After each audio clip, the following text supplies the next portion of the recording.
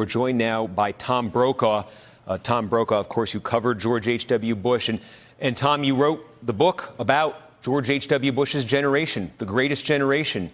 And he was the final president of the United States from that generation. He was, and I had a hard time persuading him to participate in that book. He was always so modest about his public service. And I finally said, you know, Mr. President, this is your generation, and you were so representative of it. And he reluctantly agreed. And then I remember one of the most vivid moments and proudest moments of my life on the dedication of the World War II Memorial in Washington, D.C. He was seated just down from me on the podium. And when the remarks from the various speakers were going on, he took off a piece of cardboard and wrote on it and said, "Dear Tom, I think I was wrong. Maybe we were the greatest generation." And then I developed a personal relationship with him through our mutual friend, Jim Baker. And he was the same in private as he was in public. He was always a modest man, worried about how others were doing. I was with him toward the conclusion of his son's decision to invade Iraq, and he was supportive of his son, but at the same time, I know that he was very anxious about the outcome of it. He worried about what would happen. He was close to Colin Powell, for example, who was the Secretary of State in his son's administration.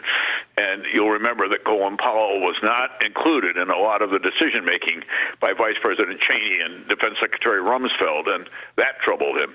But he was always a man who had great grace. He was a good athlete. He worried about others. His wife, Barbara, had this impish sense of humor.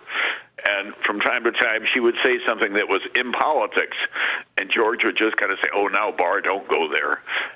So I think both as a political figure and certainly as a friend to his generation and as a friend to people who came up to him, he was a man without peer. There's an assessment of him out there as a political figure that he was more comfortable governing than campaigning, and that showed. Do you think that's accurate? I think that's true. And I remember, he was elected to that first term, and then toward the end of it, the economy took a sharp downturn, and he didn't respond to it in the way that would have been useful to him, I think, in the campaign. There were a number of reasons for that. Some of them had to do with people in his administration. But he liked governing. But campaigning went against the advice he always got from his mother when he was growing up in a privileged household in New England. "Now, George, don't talk about yourself," she would say. And that's why, as a politician, in contrast to others who occupy that position, he was reluctant to do it. So his good manners were always there with him. Now, think about it, all the positions in which he served. He was the ambassador to China. He was the director of the CIA. He was the ambassador to the United Nations. He was vice president under Ronald Reagan. And when he became president, he really did close the deal with the Russian government that was discarding the Soviet Union. And so he was a seminal figure in so many positions in American political life. And Tom, I wonder if you could take us back to the spring of 1991, just after the successful completion of Operation Desert Storm, the liberation of Iraq Kuwait from Iraqi occupation.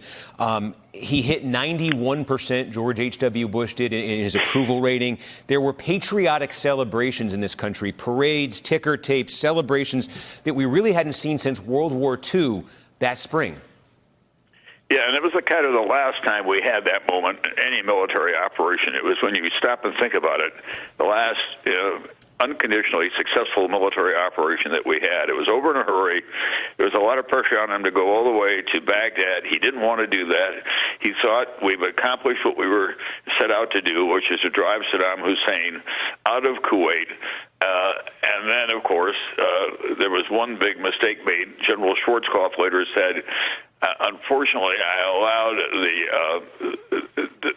Saddam Hussein's men to have access to helicopters, and they used those helicopters to open up another war on the southern part of Iraq, where, of course, at that point, they had a lot of enemies. So that was probably a mistake, but it was more a tactical than it was a strategic mistake. And he was very concerned about the spread of war in that part of the world. And part of the reason that his son, and certainly Cheney and Rumsfeld wanted to go to war is that they felt that they had to finish the job, so to speak, and they completely misrepresented, in fact, what was going on in Iraq. There were no weapons of mass destruction, and we went into a war that is still sort of simmering in its own way. It seems there's an irony there, obviously, to put it mildly, that so many of the now positive assessments of George H.W. Bush's presidency are rooted in the perceived failures of his sons when it came to Iraq. That's true, and it was so often in any presidency. It is very hard to project about what the enduring advantage of a decision will be or the disadvantage of it will be. And he got caught in the downdraft of his own presidency, especially when it came to the economy. And also there was a generational thing. Bill Clinton was unparalleled as a campaigner, and he was of his generation a kind of seminal figure when it came to understanding the new tools of campaigning. He'd grown up wanting to be president of the United States, 2 terms as governor of Arkansas. He represented his generation in so many ways. And George Bush was, as I portrayed him, a man of the greatest generation of a different time and a different set of values.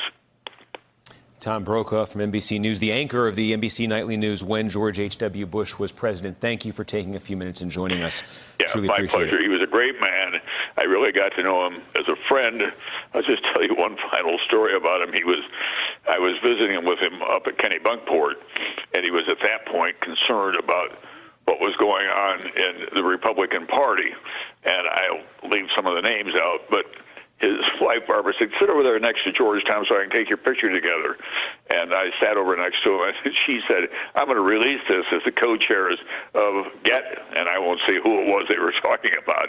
George said, oh, Barbara, don't do that now. And so they had this wonderful relationship. By then, he was in a little motorized scooter because he had Parkinson's disease from the waist down, and it just frustrated him so much because he was such a good athlete, and he couldn't move around in the same way. But the fact that he lived to be 94 and he's going to get this kind of farewell, no man deserves it more.